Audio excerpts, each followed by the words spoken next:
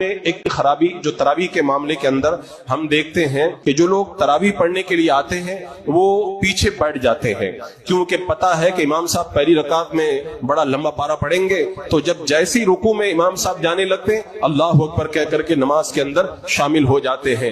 آپ کو معلوم ہے یہ طریقہ کس کا ہے؟ اللہ تبارک و تعالیٰ قرآن پاک میں فرماتا ہے کہ اذا قاموا الی الصلاۃ قاموا قصالی، یہ منافقوں کا طریقہ ہے کہ جب نماز کے لیے کھڑے ہوتے ہیں تو مرے جی سے کھڑے ہوتے ہیں۔ تو یہ مرا جی تو ہے کہ اللہ کا کلام پڑھا جا رہا ہے، نماز پڑھنے کا جو ثواب ہے اس کو چھوڑ کر کے بندہ پیچھے گپے مار رہا ہے اور جیسے رکوع میں جانے لگا ویسے ہی شامل ہو گیا۔ یہ مسلمانوں کا طریقہ نہیں ہے، یہ منافقوں کا طریقہ ہے۔ اس طریقے سے بھی اجتناب ہونا چاہیے۔ پھر تراویح کے معاملے میں ایک خرابی یہ بھی دیکھنے میں ملی، بہت سارے لوگ دوسری نمازیں کھڑے ہو کے پڑھتے ہیں لیکن تراویح میں بیٹھ جاتے ہیں۔ تراویح میں اگر کوئی عذر نہیں ہے، کوئی بیٹھ کر کے تراویح کی نماز پڑھتا ہے تو ایک روایت کے مطابق یہ مکروہ ہے، اور بہت سارے علماء نے فرمایا کہ نماز ہوتی ہی نہیں ہے۔ اگر کوئی عذر نہیں ہے بیٹھ کر کے تراویح پڑھے تو وہ نماز ہوتی نہیں ہے۔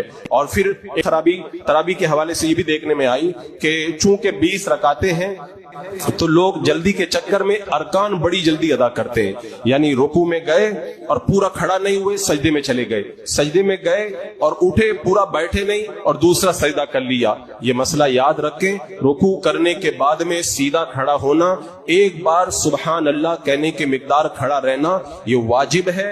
ایسے ہی ایک سجدہ کرنے کے بعد جب بیٹھتے ہیں تو ایک بار سبحان اللہ کہنے کی مقدار بیٹھنا یہ واجب ہے۔ اگر کوئی اس واجب کو ترک کرے گا، یعنی سیدھا کھڑا نہ ہو، سیدھا بیٹھے نہیں اور رکوع اور سجدے میں چلا جائے، اگر بھول کر کے کیا تو اخیر میں سجدہ سے وہ کرنا پڑے گا، اور جان بوجھ کر ایسا کر رہا ہے تب نماز اس کو لوٹانا واجب ہے، وہ نماز واجب الادا ہو جاتی ہے۔ یہ کتنا بڑا وبال ہے۔